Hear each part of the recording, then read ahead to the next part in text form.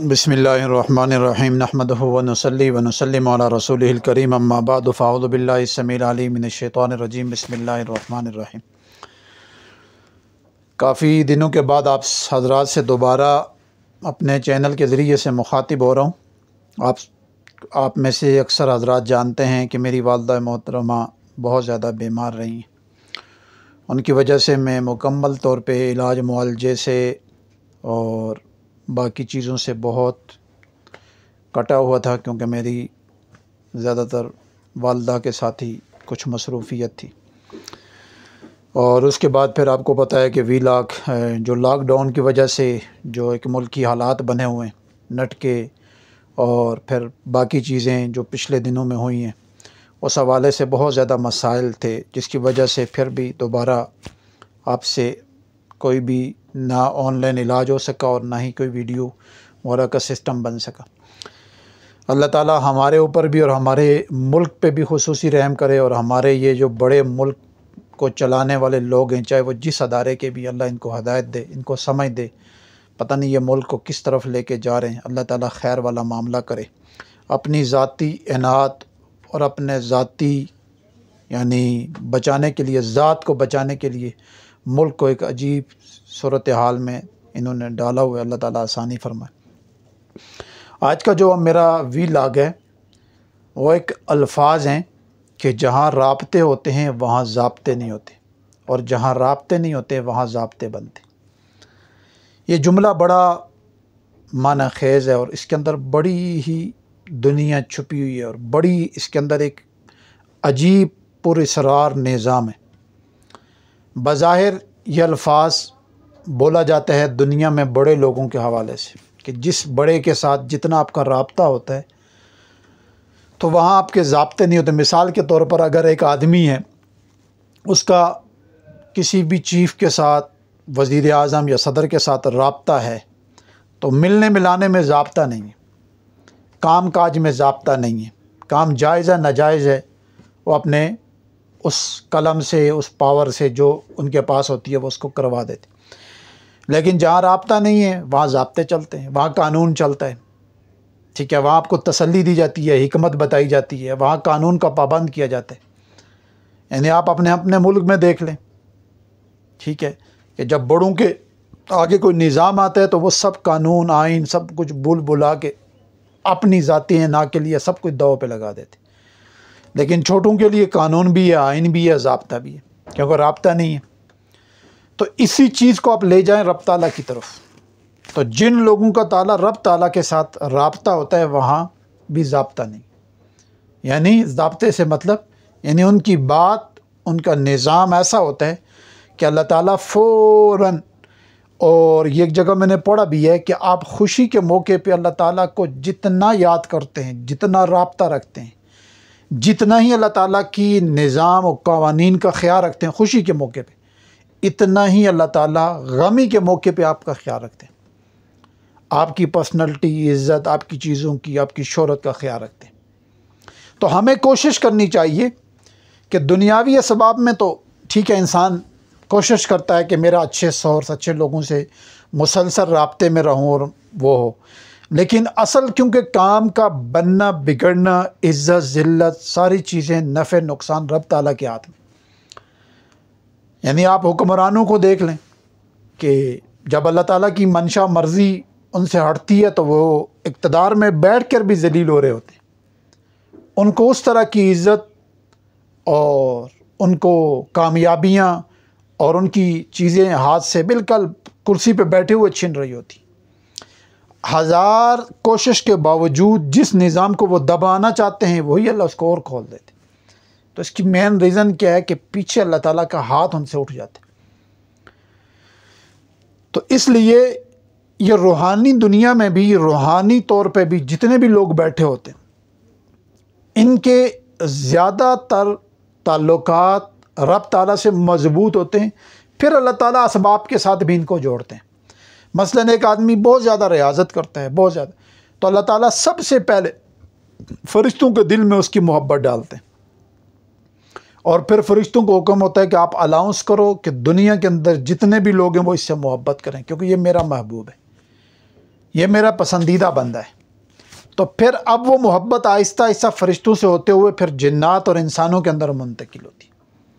हमने बाज़ ऐसे भी बंदे देखे हैं जिन्होंने कोई चिल्ले कुछ भी नहीं किए हुए, लेकिन उन्होंने कुछ मसनून और कुछ चीज़ें ऐसी क्यों ही अल्लाह ताला से ऐसा राब्ता रखा हुआ है कि बाकायदा मुश्किल वक़्त में उनको मखलूक आके ऑफ़र करती है कि अगर आप कहते हैं तो हम आपकी इस काम में मदद कर देते हैं, आपकी हेल्प कर देते हैं, आपका यह मसला हल करवा देते हैं। अब हल करने की ताकत अल्लाह ने उसको दी होती है, ये अल्लाह का अमर है। बस अल्लाह ताला ने उसके दिल में बात डाली तो उसका काम हो। इसी की बनिस्बत एक आदमी सारा ज़िंदगी चिल्ले में गुजार देता है, लेकिन अल्लाह ताला से राब्ते में कमज़ोर है, तो वहाँ वो परेशानी के मसाइल और धक्के खाता रहता है। वो चिल्लों पे चिल्ले बना काट रहा होता है, लेकिन उसको हासिल उसूल कुछ नहीं होता। तो असल चीज़ है कि हमें राब्ता मजबूत रखना चाहिए। जैसे ही राब्ता होगा तो ज़ाब्ते दरमियान से हट जाएंगे, फिर वहाँ सारा कुछ हट जाता है। बस वहाँ अल्लाह ताला के इंसान इतना करीब होता है कि इंसान सोचता है तो काम होना शुरू हो जाता है। मैं ऐसे बाज़ अल्हम्दुलिल्लाह बुज़ुर्गों को जानता हूँ और मैंने उनके साथ ज़िंदगी भी गुजारी है कुछ अर्सा, कि वो अक्सर कहा करते थे कि अब हम सोचना छोड़ दिया, हमने सोच नहीं रखते, एक चीज़ को फोकस नहीं करते। यानी कोई भी सोच रख के थोड़ी देर फोकस करते हैं, वो काम जो हमारी सोच में होता है उसी तरह हो जाए। तो इसलिए अपनी सोच को भी अब हम मुंतशिर करते हैं, यानी अल्फाज तो अल्फाज, यानी सोच को भी अल्लाह ताला ने कुन फयकुनी निज़ाम में डाल दिए कि जो ये बंदा सोचेगा वही होगा। तो ये कब होता है? जब इंसान का राब्ता और इंसान का ज़ाब्ता हो, यानी अल्लाह ताला के साथ निज़ाम जुड़ा हुआ हो। इसके लिए बेहतरीन जो तरीक़ाकार हैं वो हैं अपने वजूद के अंदर जो निज़ाम है, जिसको आप कहते हैं लताइफ़, यानी तसव्वुफ़ की लाइन में आए तो उसको कहते हैं लताइफ़। जिस तरह कल्ब है, रूह है, सिर है, खफ़ी है, अख़फ़ा है और नफ्स है। फिर नक्शबंद में ये वाला नफ्स है, बाकी चीज़ें सीने पे। तो अब आप जब इन अज़कार की तरफ तवज्जो करते हैं, मसलन कल्बी ज़िक्र को ही ले लें आप। अब एक आदमी है वो अपने दिल के अंदर ज़िक्र कर रहा है, तो इस चीज़ का इदराक फ़रिश्तों को भी नहीं होता। जिन्नात तो छोड़ दे, फ़रिश्तों को भी नहीं पता होता कि ये क्या है। यानी बाज़ एक जगह मैंने यहाँ तक पढ़ा भी है और सुना भी है कि जब इंसान कल्ब के अंदर ज़िक्र करता है तो उसके वजूद से खुशबू निकलती है, तो वो नोट की जाती है, फ़रिश्ते उस चीज़ को नोट करते हैं। अब फ़रिश्तों को इस चीज़ का नहीं इदराक होता कि ये कौन सा अमल इसने किया है, तो उसकी वजह से अल्लाह ने इसको ये रूहानियत या ये खुशबू इसके अंदर से आ रही है, तो वो अमल नहीं लिखते, तो वो सिर्फ लिख देते हैं कि फ़लाने वक्त इतनी देर इसके वजूद से खुशबू आ रही थी, वो लिख देते हैं। तो कल क़यामत वाले दिन अल्लाह ताला पूछेंगे कि ये अल्फाज आपने क्यों लिखे थे, तो वो कहेंगे कि इस टाइम पे इसके साथ ये मामलात हो रहे थे तो हमने लिख दिए। तो अल्लाह ताला कहेंगे कि उस वक़्त ये बंदा मेरे साथ दिल दिल में राब्ते में था, यानी कल्ब के अंदर मुझे याद करता था, उसकी वजह से उस नूर, उस नाम की वजह से ऐसा नूर था कि उसकी खुशबू वो ख़ुद भी मुअत्तर हो रहा था और साथ आपको भी मुअत्तर कर रहा था। तो वो अल्फाज, तो उस अल्फाज का जो अजर और सवाब होगा वो अल्लाह ताला उस वक़्त इंसान को अपनी शान के मुताबिक अता करे। तो इसलिए मेरी दरख्वास्त है कि जितने भी हम चाहते हैं कि हमारा राब्ता अल्लाह ताला से मजबूत हो और हमारी चीज़ों में पावर आए, तो कल्बी ज़िक्र की तरफ ध्यान करें। कल्बी ज़िक्र पे एक है मुराकबा और एक है ज़िक्र, दोनों में फ़र्क है। इन दोनों के लिए भी इंसान को किसी माहिर मुर्शद उस्ताद की निगरानी में करना चाहिए, क्योंकि इस पर भी कैफियत खुलती।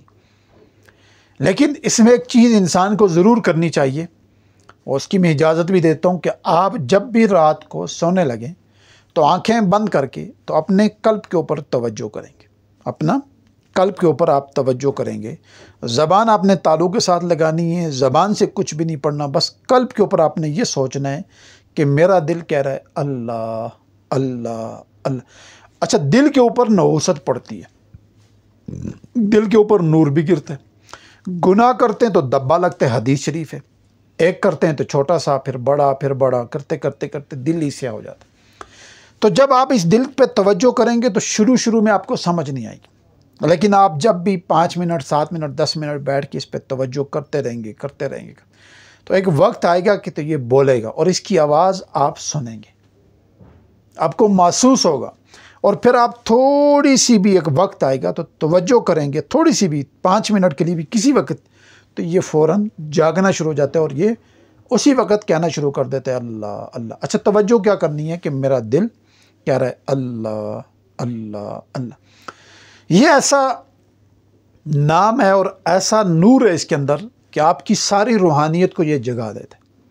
आपके रुएं रुएं के अंदर रूहानियत का एक्स नूर और उसकी एक एक चीज़ को हिलाता है ये। यानी दूसरे लफ्ज़ों में आपके जितने भी रूहानी पॉइंट्स हैं उन सब के ऊपर अल्लाह ताला की तरफ से ऐसा नूर का पानी गिरता है कि आपके अंदर वाली ज़मीन ज़रखेज़ होना शुरू हो जाती है। तो इसलिए आप हजरात से मेरी दरख्वास्त है कि अपनी आप को अल्लाह ताला के करीब करें, और उसके लिए बेहतरीन तरीका क्या है कि अपने कल्ब के ऊपर तवज्जो करके आप कल्बी ज़िक्र को इख्तियार करें।